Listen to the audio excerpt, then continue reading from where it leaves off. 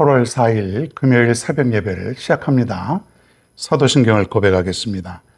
전능하사 천지를 만드신 하나님 아버지를 내가 믿사오며 그 외아들 우리 주 예수 그리스도를 믿사오니 이는 성령으로 잉태하사 동정녀 마리에게 나시고 본디오 빌라도에게 고난을 받으사 십자가에 못 박혀 죽으시고 장사한 지 사흘 만에 죽은 자 가운데서 다시 살아나시며 하늘에 오르사 전능하신 하나님 우편에 앉아 계시다가 저리로서 산 자와 죽은 자를 심판하러 오시리라. 성령을 믿사오며 거룩한 공예와 성도가 서로 교통하는 것과 죄를 사하여 주시는 것과 몸이 다시 사는 것과 영원히 사는 것을 믿사옵나이다. 아멘. 성경 말씀 누가복음 1장 26절로 38절입니다. 조금 길지만 봉독하겠습니다. 1장 26절부터 38절입니다. 제가 읽겠습니다. 여섯째 달에 천사 가브리엘이 하나님의 보내심을 받아 갈릴리 나사렛이란 동네에 가서 다윗의 자손 요셉이라는 사람과 약혼한 처녀에게 이르니 그 처녀의 이름은 마리아라. 그에게 들어가 이르되 은혜를 받은 자여 평안할지어다. 주께서 너와 함께 하시도다 하니 처녀가 그 말을 듣고 놀라 이런 인사가 어찌함인가 생각하매 천사가 이르되 마리아여 무서워하지 말라. 내가 하나님께 은혜를 입었느니라. 보라 내가 잉태하여 아들을 낳으리니 그 이름을 예수라 하라.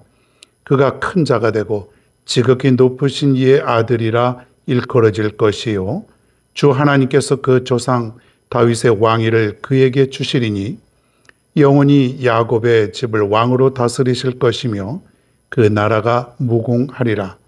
마리아가 천사에게 말하되 나는 남자를 알지 못하니 어찌 이 일이 있으리이까.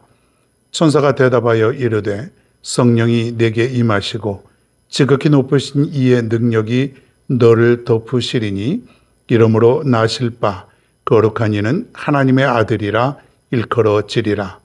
보라 내 친족 엘리사벳도 늙어서 아들을 배웠느니라. 본래 임신하지 못한다고 알려진 이가 이미 6달이 되었나니 대저 하나님의 모든 말씀은 능하지 못하심이 없느니라. 마리아가 이르되 주의 여정이 오니 말씀대로 내게 이루어지이다 하매 천사가 떠나가니라. 아멘. 성전에서 분향하고 있었던 제사장 사가랴에게 천사가 나타나서 너의 기도가 응답되었다. 그렇게 말씀했지 않습니까? 이제 요한이 세례 요한이 앞으로 탄생한다고 하는 것인데 오늘은 어떤 것이냐면 예수 그리스도의 탄생 예고예요. 예수 그리스도. 예수 그리스도의 탄생이야말로 인류 역사에 있어서 가장 중요한 그런 사건이 되겠습니다. 그 누구도 다윗도 모세도 세례 요한도 그 사람들도 능력 있고 훌륭한 사람들이지만은 모든 중심은 예수 그리스도. 그분이야말로 인류 역사상 가장 위대한 그런 분이셨습니다. 오늘은 예수 그리스도의 탄생이 예고되는, 예언되는 그런 날입니다. 천사가 또 이제 찾아오게 됩니다. 천사가 요즘 바쁩니다. 자주 오게 돼요. 여러분에게도 혹시 천사가 찾아온 적이 있습니까? 천사 하니까 흰 옷 입은 것 같은 또 날개 달리고 뭔가 눈이 부시고 이제 그런 것을 상징하지만 뭐 그거는 절대적인 게 아니에요. 형상이 없을 수도 있고 다른 형상으로 나타날 수도 있고 그건 우리가 알 수가 없습니다.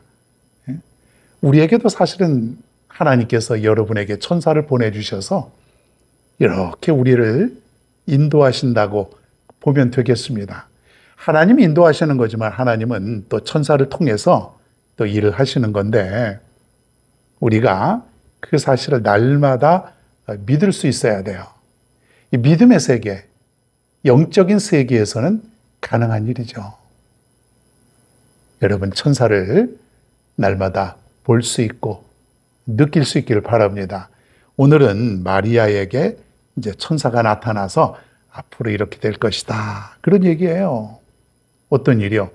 너를 통해서 아기가 탄생이 되는데 그 이름을 예수라 하고, 그 예수가 온 인류를 구원할 구세주이다, 그거예요. 여러분, 놀랍지 않습니까? 얼마나 마리아가 놀랐을까요? 믿어야 돼요, 말아야 돼요. 지난번에 사가랴에게 천사가 나타나서 아기를 가질 것이다라고 얘기했을 때에 안 믿었지 않습니까? 피식 웃었잖아요. 나이가 몇인데요? 옛날 아브라함과 사라처럼 나이가 몇인데요? 불가능합니다. 있을 수 없습니다.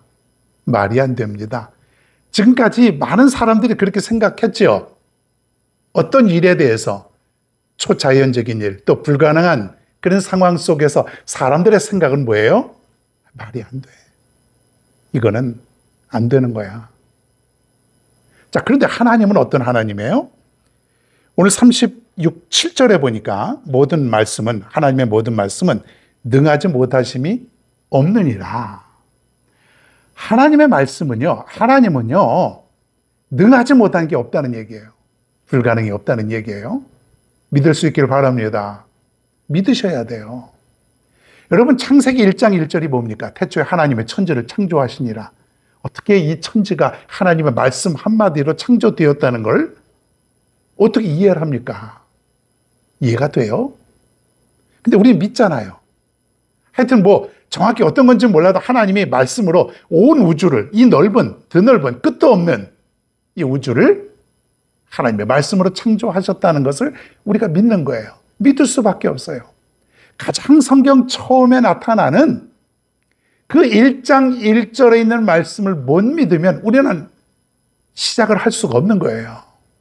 믿음 생활하면서 이것은 진화론적 어떤 이론을 기초로 해서 우주가 팽창하고 뭐 이런 것들을 믿는다면 우리는 믿음의 세계로 갈 수가 없는 거예요. 내가 교회 다니고 내가 기도하고 말씀 읽고 하는 그런 행위는 그 믿음의 행위가 아니라 그냥 종교 행위에 불과하다는 것이에요. 천사가 나타나서 내가 지금 곧 아기를 갖게 될 것이다. 자, 그런데 마리아가 깜짝 놀라게 됩니다. 마리아가 요셉과 정혼을 했습니다. 정혼이라고 하는 것은 우리나라의 이제 약혼과 같은 그런 제도죠. 결혼 전에 이제 약속을 하게 되는 거예요. 앞으로 한 1년 있다가 결혼을 하게 되는 약속을 미리 이제 가족들이 하게 되는 것을 정혼이라고 하는 거예요. 정혼을 했을 때에는 남자와 같이 사는 게 아니에요. 그냥 약속만 이루어진 거예요. 같이 잠자리도 할 수 없고 아무것도 할 수 없어요. 자, 그런데 마리아가 지금 정혼을 한 상태에서 아기를 갖게 된다. 여러분, 굉장하지 않습니까? 어떻게 이런 일이 있을 수가 있을까요? 근데 천사가 마리아에게 은혜를 받은 자요. 은혜를 받은 자요. 너는 은혜를 받은 자다. 은혜를 받을 만한 또 삶을 마리아가 살았겠죠. 지금까지 순수하게 정말 하나님의 말씀이라면 의심 없이 받아들이고 순종할 수 있는 그런 또 자세가 되었겠죠. 인류 역사상 가장 위대한 또 행복한 그런 사람이 마리아 아닙니까? 메시아를, 구세주를 잉태하고 그 몸에서 탄생하게 되니 여러분 전무후무한 거예요. 메시아는 딱 한 번 나오는 것인데 이전에도 없고 앞으로도 없을 딱 그 시간에 오직 마리아에게서만 있었던 그런 일인데 얼마나 큰 은혜겠냐 이거예요. 은혜. 우리가 볼 때는 은혜지만 인간적으로 볼 때는 지금 두렵고 떨리는 것이에요. 그래서 29절에 보면 이런 인사가 어찌함인가. 이런 인사가 어찌함인가. 아고 어찌 이런 일이 어쩌면 좋아. 이게 어떻게 된 거야. 지금 마리아의 이 말은 불순종이나 의심 이것이 아니고요. 나에게 어떻게 이런 일이 있을 수가 있어? 지금 놀라움 그 자체죠. 지금 어찌 할 수 없는 그런 천사가 이런 말을 들려줬으니까 어찌 이런 일이 있을 수 있는가? 어찌 이런 일이, 어쩐 일이 나에게 이런 일이, 어떻게 해야 되나? 어떻게 해야 되나? 어떻게 해야 되나? 지금 이런 얘기예요. 메시아가 뭐죠? 그 수도 없이 들었던 말, 메시아라고 하는 말은 히브리어입니다. 원래는 기름 부음을 받은 자. 무슨 많이 들어봤죠? 메시아. 기름 부음을 받은 자인데 히브리어고 헬라어로는 그리스도. 그러니까 그리스도와 메시아라고 하는 말은 같은 말이에요. 구세주. 온 세상을 구원할 구주. 이걸 메시아. 그리고 그리스도. 우리나라 말로는 구세주. 구세주가 탄생하셨다. 우리 그러지 않습니까? 메시아, 그리스도 같은 말이에요. 이 메시아가, 이 그리스도가 한 여인을 통해서 지금 탄생이 예고되는데 오늘 보면은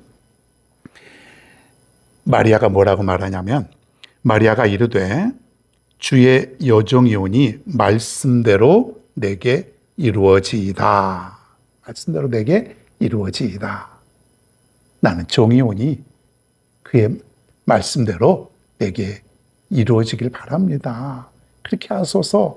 이건 뭐냐면 마리아의 순종이에요. 받아들인 거예요. 지금 엄청난 말. 여러분, 처녀가 아기를 갖는다는 것, 남자와 전혀 관계를 갖지 않는 그런 상태에서 아기를 갖게 되는데 흔히 우리가 동정녀 탄생이라 그러죠. 동정녀, 전혀 남자와 가까이 하지 않은 상태에서 탄생하는 것을 우리가 말하는데 어떻게 이런 일이 있을 수 있겠냐 이거예요. 믿을 수 있겠습니까? 우린 과학을 알죠. 어떻게 해서 아기가 임신하게 되고 어떻게 해서 태어나게 되고 언제 또 태어나게 되는 것 다 알지 않습니까? 그런데 전혀 뭐 남자와 가까이 한 사실도 없고 요즘같이 뭐 시험관하기 이런 것도 없는 상태에서 하나님이 마리아의 뱃속에 메시아를 그리스도를 지금 잉태하게 하신다고 할 때에 어떻게 받아들이겠냐 이거예요. 사람들은. 오늘 마리아에 우리가 초점을 맞춰 보면은 마리아는 그대로 순종하는 아름다운 모습을 보게 됩니다. 엄청난 일이 있음에도 불구하고 믿는 것이에요. 그대로 순종하는 것이에요.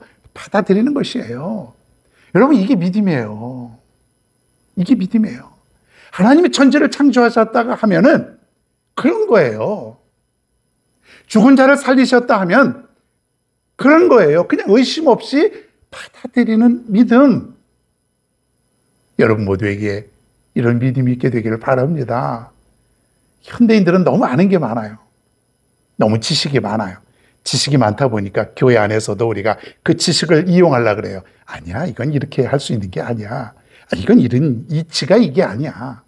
다 계산하고 생각하고 과학의 지식, 의학의 지식 이런 것들을 다 우리가 대조해 보지 않습니까? 그렇게 해서 나의 판단이 나오게 되는 거예요. 믿음은 그런 게 아니에요. 믿음은 불가능한 그 사실을 내가 받아들이는 것, 그것이 하나님이 하시는 것이라고 내가 인정하고 받아들이는 것, 의심하지 않고 그대로 되기를 바라는 것, 이게 믿음이라는 거예요. 오늘 이 엄청난 사실 앞에서 잘못하면 마리아는 돌로 맞아 죽을 수도 있지 않습니까? 처녀가 아기를 갖게 되니까. 그럼에도 불구하고 마리아는 믿음으로 그 사실을 받아들였다고 할 때에 얼마나 이 마리아가 훌륭한가요? 오늘 이 하루를 또 출발합니다. 여러분들도 이 마리아와 같은 이 믿음으로 오늘 하루를 살아갈 수 있기를 바랍니다. 믿음의 눈으로 세상을 바라보면은요, 다 믿음으로 해석이 되어집니다. 오늘 하루 이런 믿음을 가지고 살아갈 수 있는 여러분 모두가 다 되기를 바랍니다.